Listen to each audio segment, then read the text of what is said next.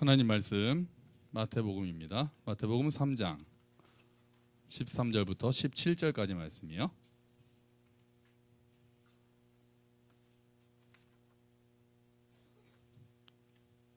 마태복음은 찾기가 쉽죠? 네, 3페이지 있습니다. 3페이지.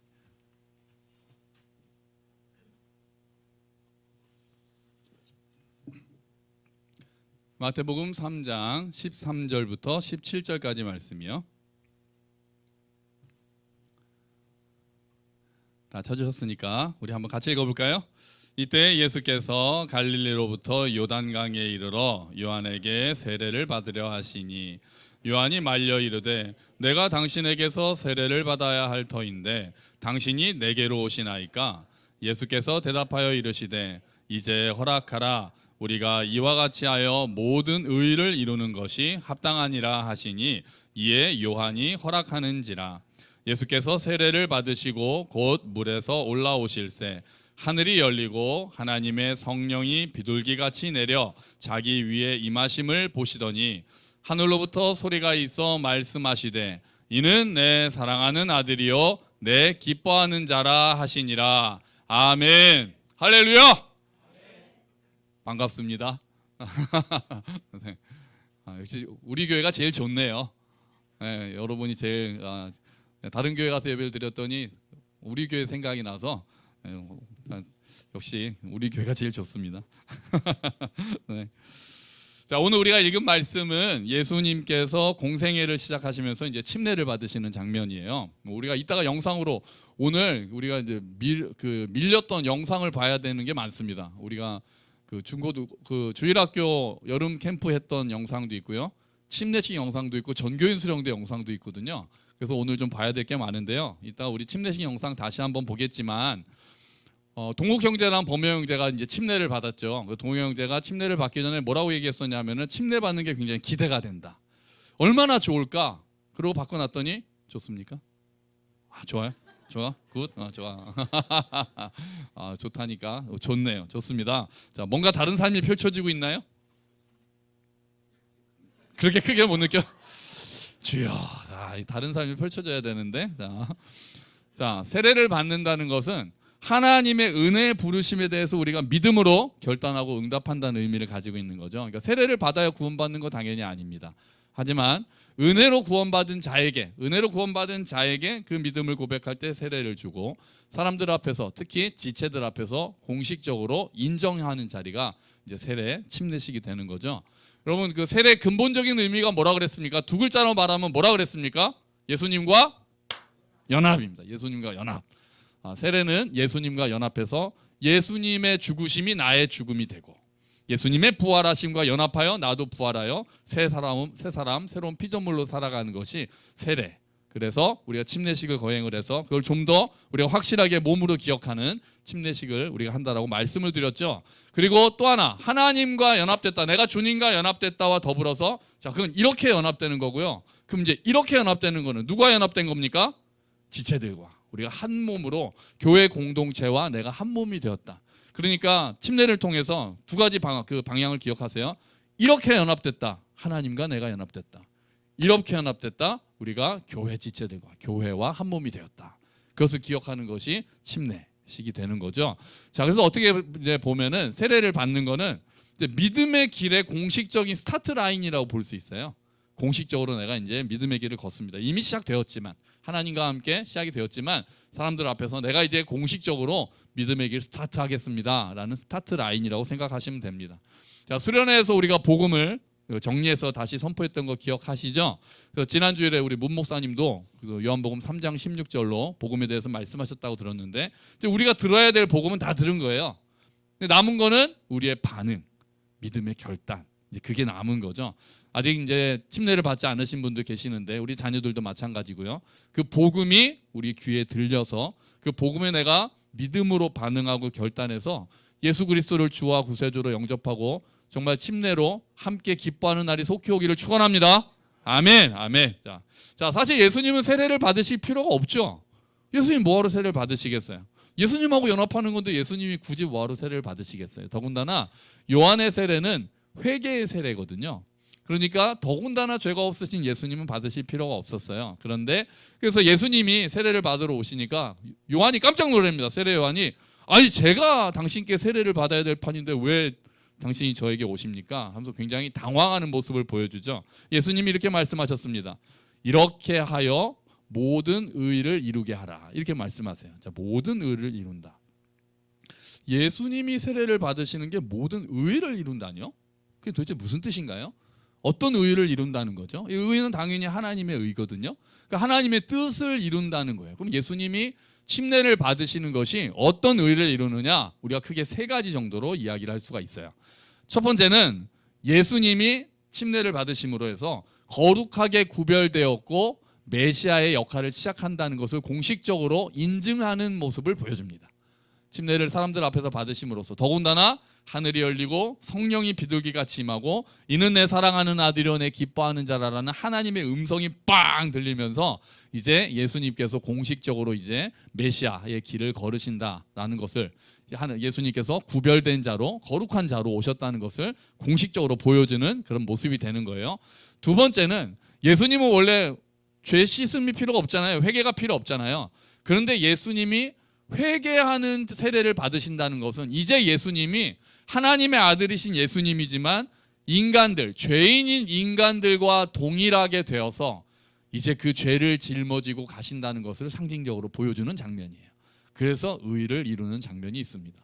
그리고 세 번째 마지막으로는 예수님이 그렇게 침례를 받으시면서 길을 걸어가시니 이제 예수님을 따르는 자들도 함께 하나님의 은혜 가운데 침례를 받고 공식적으로 그 길을 걸어가는 내 뒤를 따라오너라 라고 말씀하신다는 그 세 가지 그 의미를 가지고 있어요. 자, 예수님께서 오늘 우리가 볼 것은 그 뒤에 것들인데요. 예수님께서 물에서 올라오실 때, 오늘 설교 제목이잖아요. 물에서 올라오실 때, 그러니까 침례를 받고 쫙 물에서 올라오실 때 일어나는 사건이 세 가지가 있습니다. 오늘 그걸 좀 보려고 하는 거예요. 자, 그 일들이 왜 우리가 보려고 하냐면 그 일들이 우리에게도 동일하게 일어나기 때문에 그래요. 자, 16절을 먼저 읽어볼까요? 16절. 자, 어떤 일들이 일어나나 볼까요? 자, 읽어보죠. 예수께서 세례를 받으시고 곧 물에서 올라오실 때 뭡니까? 하늘이 열리고 아멘. 제일 먼저 하늘이 열립니다. 아멘. 아멘. 예수님께서 하늘이 열린 것을 보신 것 같이 우리의 인생 가운데도 하늘이 열린 줄로 믿습니다. 아멘. 하늘이 열렸다는 게 무슨 의미인데요? 하늘이 열렸다는 것은 우리가 하나님의 영광을 보게 되었다는 것이고 하나님과의 소통하는 길이 열렸다는 거예요. 하나님과 다시 연결된다는 의미를 가지고 있는 거예요. 하나님과의 관계가 회복되었다는 것을 보여주는 거죠. 여러분, 우리가 예수를 주와 구세주로 영접하는 순간 하늘이 열립니다. 아멘. 여러분, 예수님을 믿으세요? 하늘이 열렸다니까요. 우리가 하나님과의 관계가 회복되었다는 거예요. 그리고 그때 한번 열린 것이 아니라 이제 우리가 기도할 때 하늘이 열리는 줄로 믿습니다. 아멘. 우리가 찬양할 때 하늘이 열립니다. 우리가 예배할 때 하늘이 열리는 줄로 믿습니다. 하늘이 열리고 하나님께서 우리의 귀에, 우리의 기도에 귀를 기울이시고 하늘이 열리고 하나님께서 우리의 찬양에 귀를 기울이시고 하늘이 열리고 하나님께서 우리의 예배를 받으시고 하나님의 은혜를 부어주시는 거예요. 여러분, 기도의 자리로 나오십시오. 예배의 자리로 나오십시오. 하나님을 찬양하십시오. 하나님께서 하늘을 여시고 오늘 다시 하늘을 여시고 은혜의 빗줄기를 내려주실 줄로 믿습니다. 아멘.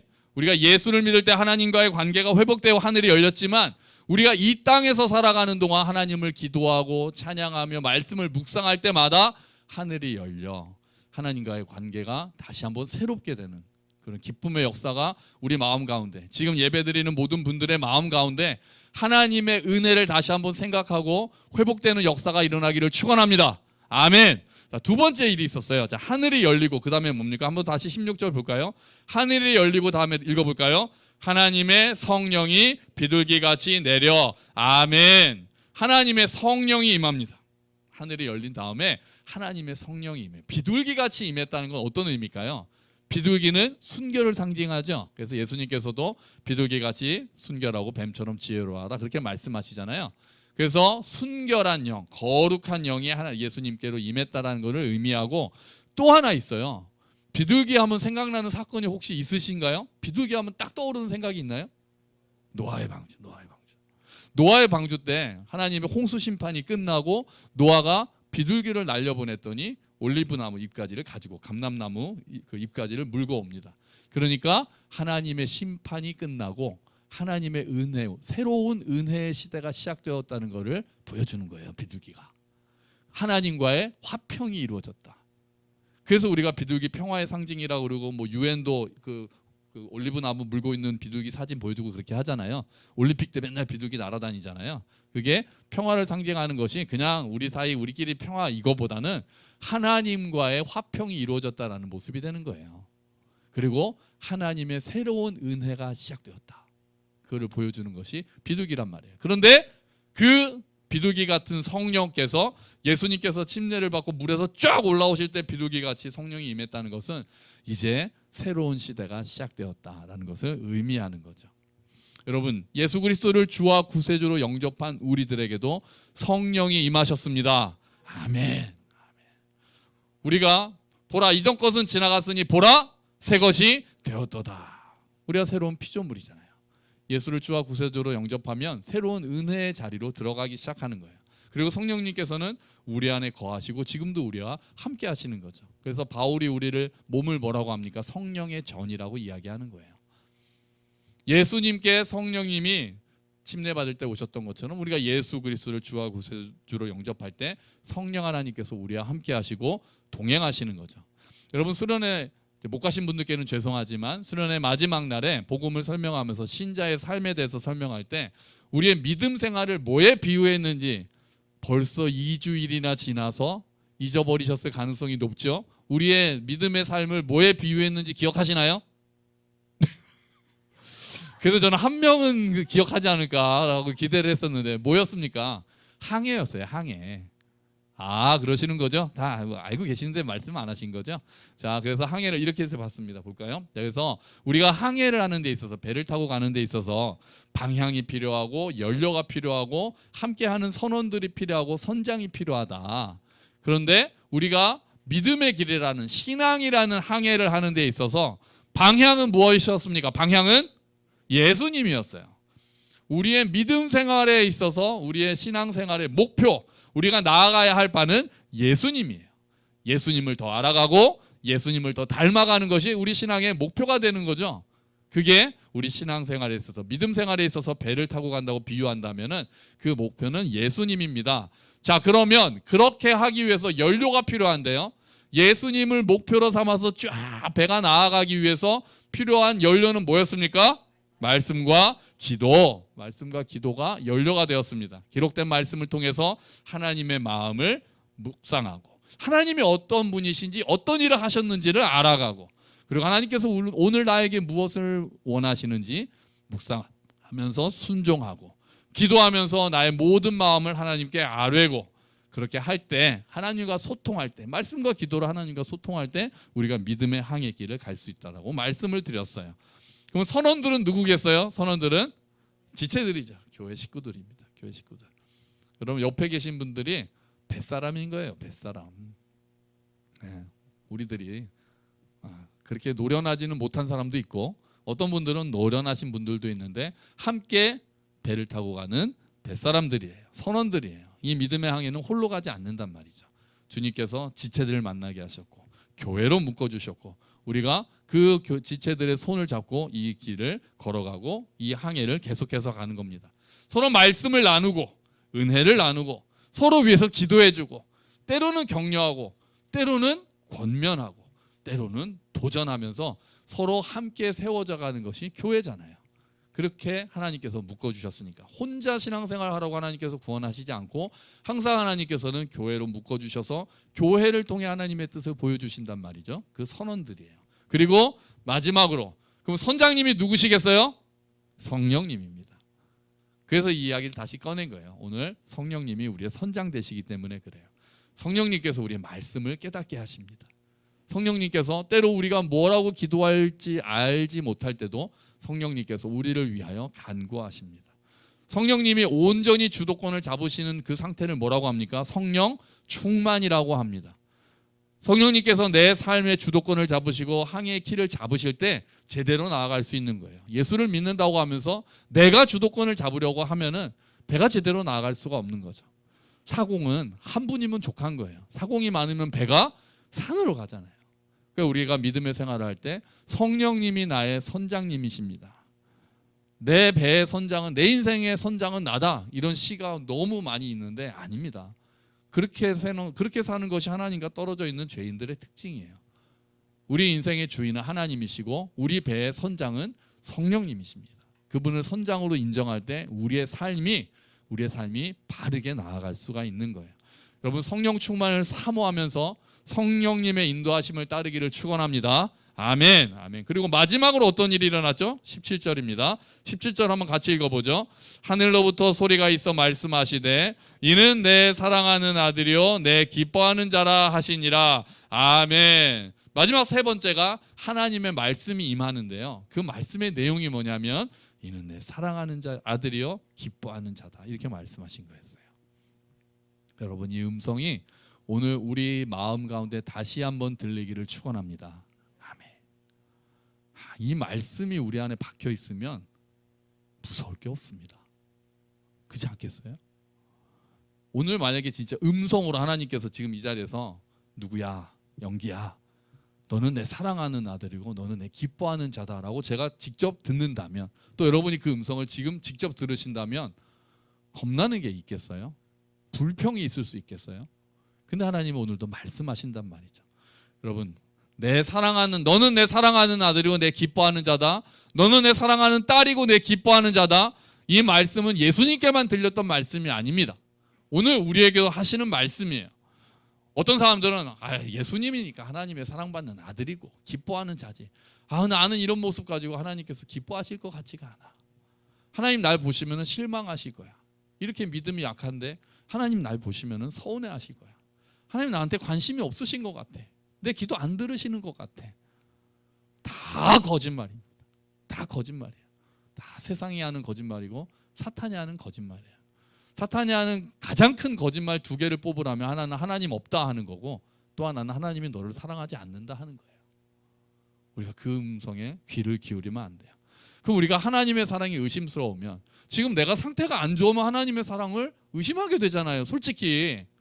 그렇지 않아요? 내가 뭐 잘 되고 있으면 하나님 나 사랑하셔 감사합니다 되는데, 내가 몸이 아프고 마음이 아프고 사업이 안 되고 이런 일들을 겪기 시작하면 하나님 정말 나 사랑하시나?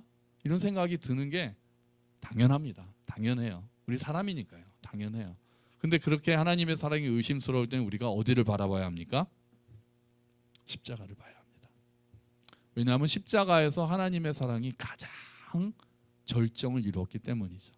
죄인인 우리를 위해서 하나님의 아들이, 하나님께서 너는 내 사랑하는 아들이고 내 기뻐하는 자라라고 말씀하신 그 예수님께서 온 몸이 찢기셨고 찔리셨고 피를 흘리셨고 죽으셨습니다.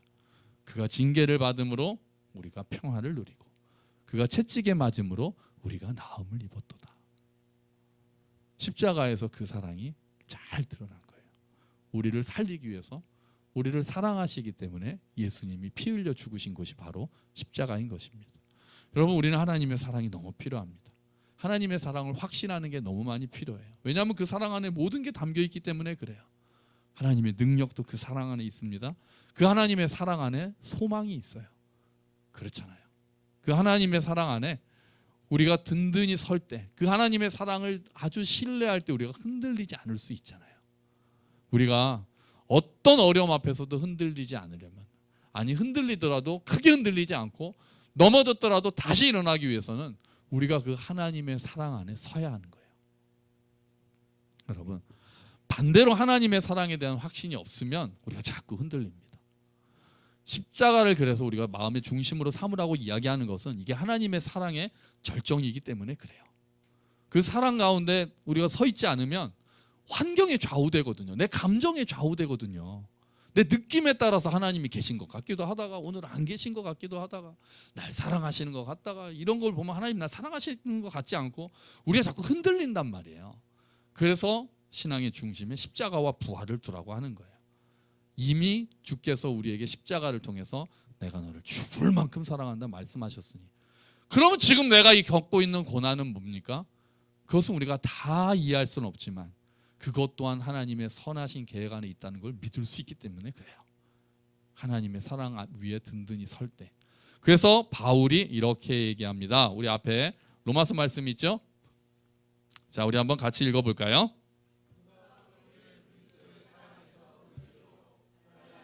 곤고나 박해나 기근이나 적신이나 위험이나 칼이랴. 그러나 이 모든 일에 우리를 사랑하시는 이로 말미암아 우리가 넉넉히 이기느니라. 아멘. 잘 보세요. 예수를 믿으면 만사형통합니다. 예수를 믿으면 환난도 없습니다. 곤고도 없습니다. 박해도 없습니다. 성경이 그렇게 말하지 않습니다. 있어요. 예수 믿는다고 꽃길만 걷습니까? 말도 안 되는 소리. 근데 하나님이 약속하신 것은 네가 고난의 길을 갈 때도 내가 함께 가겠다 하신 거예요. 그리스도의 사랑에서 끊을 수 없다는 거예요. 어떤 환난이나 박해나 곤고나 있을 수 있지만 우리가 꽃길이 아닌 곳도 걸을 수도 있지만 우리가 그 사랑 안에 있다면 넉넉히 이기느니라. 바울은 그 고백을 하는 거예요. 바울이 고난이 없었습니까? 매를 맞고 감옥에 갇히고 굶고 진짜 굶기를 밥 먹듯이 하면서 그 고난을 당했지만 그 사랑에서 흔들리지 않았기에 그 가슴 속에 십자가가 중심에 있었기에 그 모든 것도 그리스도의 사랑에서 우리를 끊을 수 없다는 확신을 가지고 그 고난들을 이겨나갈 수 있었던 거예요. 여러분, 십자가를 더 묵상해 주십시오. 자주 묵상해 주십시오. 특히 외로우실 때 왜 이 사람 우리 가족들은 왜 난 몰라줘? 왜 누구는 우리 목사님은 왜 나한테 전화 한번 안 해? 그러지 마시고 십자가를 묵상하세요. 사람들한테 실망하실 때는 십자가를 묵상하세요. 교회 나오셔서 보셔도 좋고 십자가 그림 많잖아요. 핸드폰에도 어디다 붙여놓으셔도 좋고 십자가를 가만히 묵상하세요. 주께서 나를 이만큼 사랑하셨다. 주께서 나를 위해 죽으셨다. 그 사랑이 십자가만큼 더 잘 드러나는 것이 없습니다. 세상에서 버림받은 느낌이 들 때 십자가를 가만히 바라보세요. 예수님이 이미 버림받으셨습니다. 그래서 우리를 구하셨어요. 예수님의 죽으심을 생각해 보세요. 예수님이 죽으셨기에 우리가 살 수 있었습니다. 십자가에서 보여주신 예수님의 사랑이 얼마나 크고 넓고 깊고 높은지 그 사랑 안에 푹 잠기는 저와 여러분이 되시기를 축원합니다. 그 사랑 위에 서는 거예요. 자, 예수님께서 세례를 받으실 때 어떤 일이 일어났는지 세 가지 다시 한번 기억해 볼까요? 첫 번째 어떤 일이 일어났습니까? 하늘이 열렸습니다. 두 번째는요, 성령이 임하셨습니다. 세 번째는 하나님의 음성이 들렸어요. 그 음성은 너는 내 사랑하는 아들이고 내 기뻐하는 자라는 거예요. 여러분, 우리에게도 동일한 일이 일어났던 거예요. 우리가 예수를 믿을 때 이 일은 이미 일어났어요. 하늘이 열렸고 성령이 우리 안에 오셨고 너는 내 사랑하는 아들이다, 내 사랑하는 딸이다 말씀하셨어요. 그런데 그게 그때로 끝나는 것이 아니라 이제 오늘 내 삶 가운데도 다시 반복이 돼야 되는 거예요. 우리가 기도하고 예배하고 찬양하고 말씀으로 하나님 앞에 나아갈 때 하늘이 열리기를 축원합니다. 성령이 다시 한번 우리 가운데 충만하기를 축원합니다. 하나님의 말씀, 내가 너를 사랑한다는 하나님의 말씀이 우리에게 들리기를 축원합니다. 이걸 기대하고 사모하면서 그 자리로 나아가야 되는 거예요. 우리가 그렇게 나아갈 때 하나님께서 우리에게 새롭게 오늘도 은혜를 베풀어 주실 것입니다. 그럴 때 우리는 넉넉히 이기게 될 줄로 믿습니다. 아멘. 함께 기도하죠. 주님, 예수께서 침례를 받으실 때 일어났던 그 일들 오늘 우리에게 다시 일어나기를 기도합니다. 하늘이 열리게 하여 주시고 성령 충만하게 하시고 나를 사랑한다는 하나님의 음성이 다시 한번 들려 내가 그 사랑 위에 거할 수 있도록 도와주시옵소서. 함께 기도하겠습니다.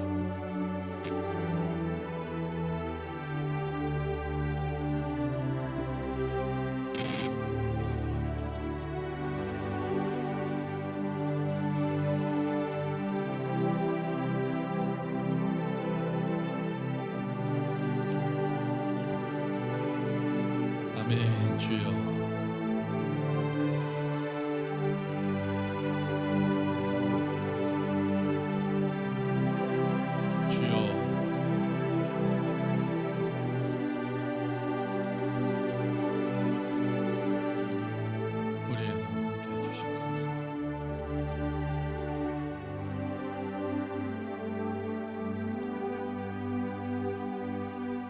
하나님 아버지, 예수께서 침례를 받으실 때 하늘이 열리고 성령이 임하고 하나님의 음성이 들렸던 것처럼 우리에게 그 일이 이미 일어났으니 감사합니다.